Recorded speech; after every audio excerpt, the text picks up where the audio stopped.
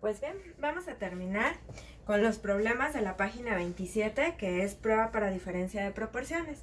Ya vimos cuáles son las fórmulas, ya le hicimos las correcciones al manual que me habían hecho falta, que es ponerles esas barras a la probabilidad o a la proporción de las muestras.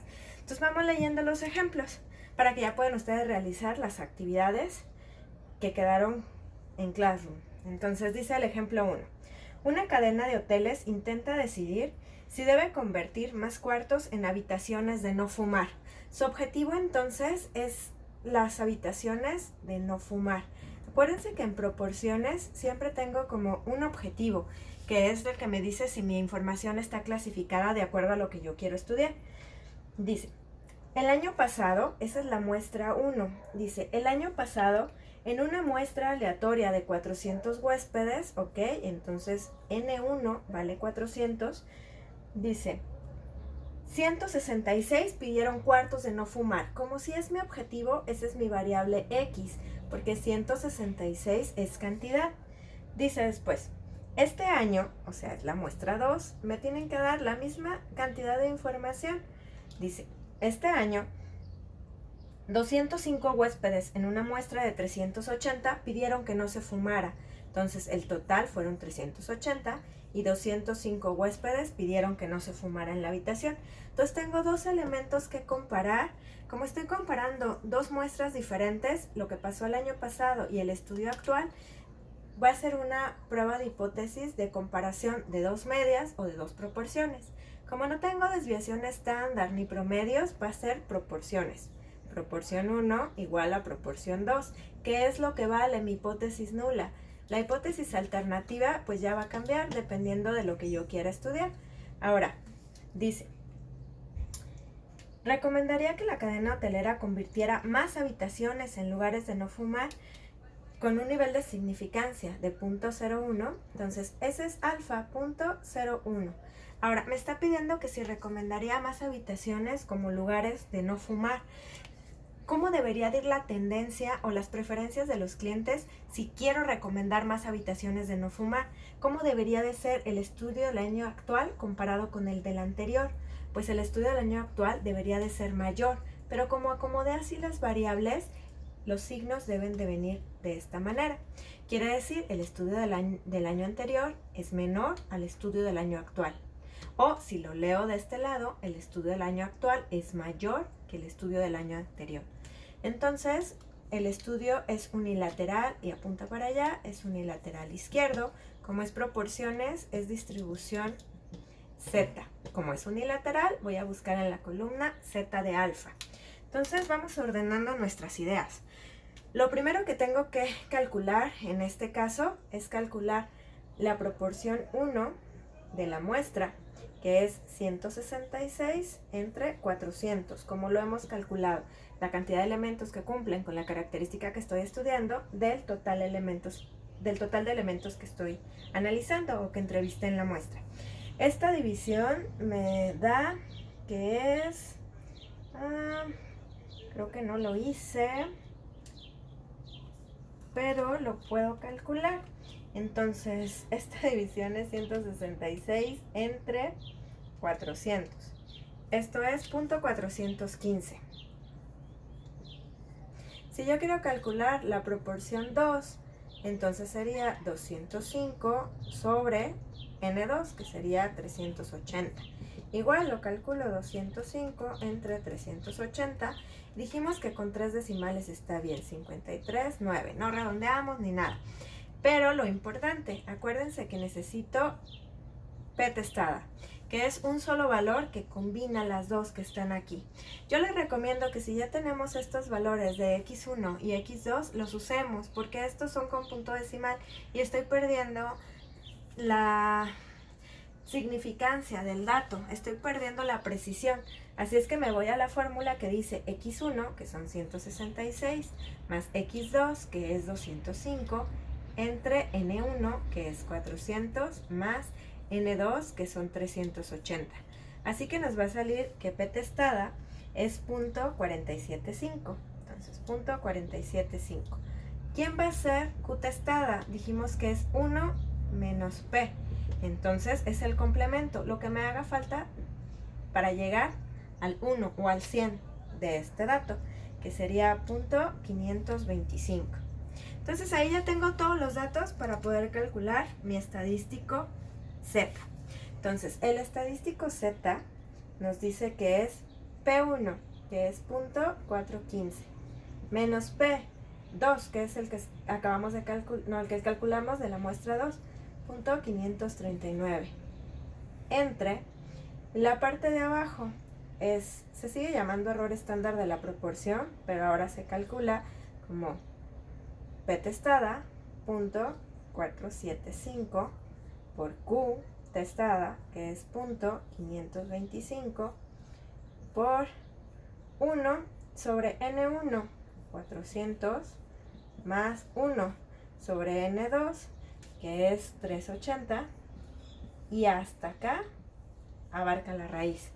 Entonces, otra vez, con toda la calma del mundo, metemos los datos a la calculadora, usamos la jerarquía de operaciones o tenemos la calculadora plateada, que lo pone más sencillo, y calculamos el estadístico de prueba. El estadístico para este problema es 3.48. Entonces, inténtenle hasta que les salga este dato. Este es el estadístico de prueba. Es el valor que yo voy a poner al inicio de mi comparación. Después, mayor o igual. Y el valor que yo busco en la tabla, que es la tabla Z, en la columna Z de alfa, con el valor de 0.01. Entonces lo busco y mi valor de contraste o de comparación es 2.325. Entonces, como todas las conclusiones que hemos hecho, si ya puedo decir quién se acepta, lo digo de una vez. Si no, pregunto, ¿este valor es mayor a este valor, mayor o igual? La respuesta es sí. Se pega, se rechaza H0. Entonces, si estoy rechazando H0, voy a pegar ahí. Entonces, se acepta HA. Por lo tanto, estamos diciendo que este es el estudio válido, que esto es lo que para nosotros funciona. Entonces, yo podría decir, el estudio del año anterior es menor o presenta una proporción menor para no fumar que el estudio del año actual.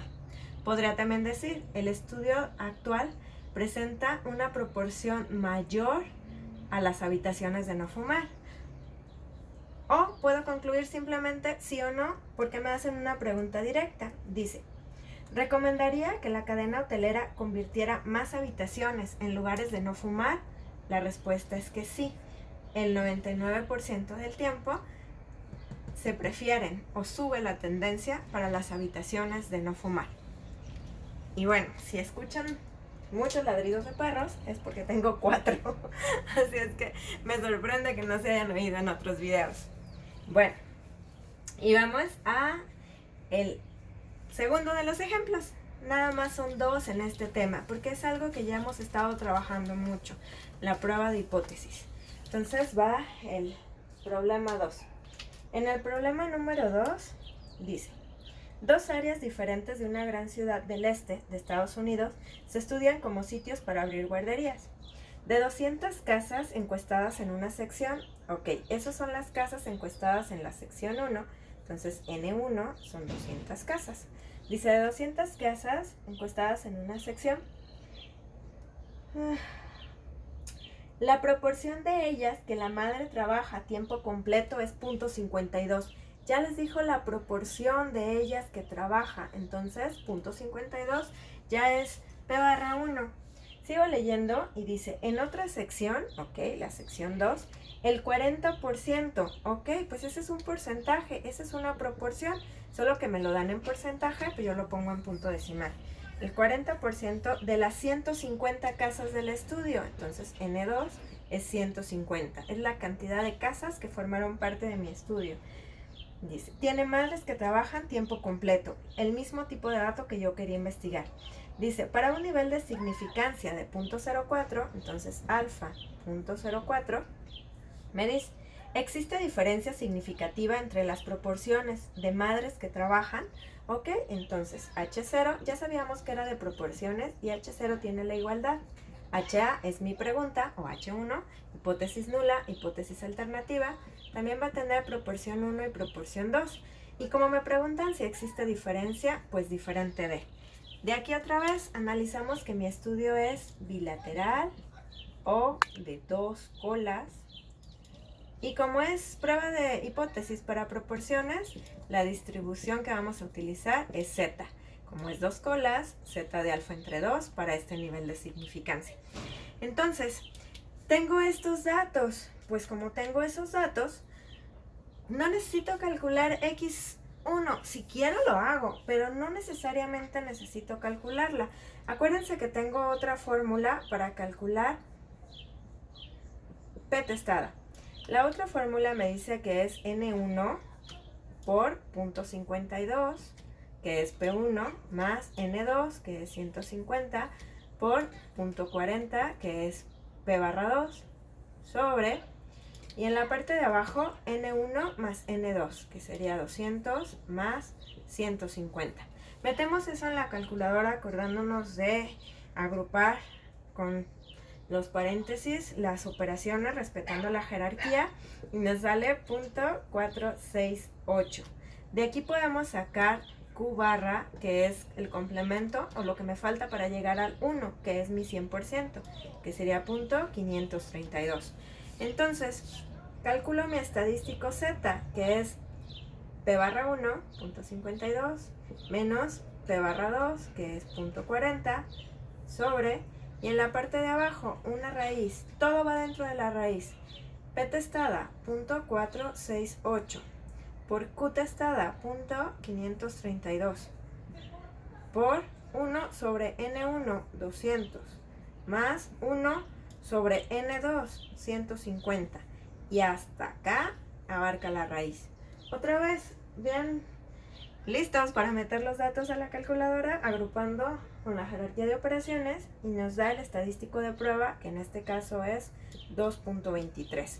Ese valor siempre va al inicio de mi comparación, después va mayor o igual, y el valor de contraste o el valor que yo haya buscado en mi tabla, que es 2.05 creo. Entonces, ya aquí ya concluyo.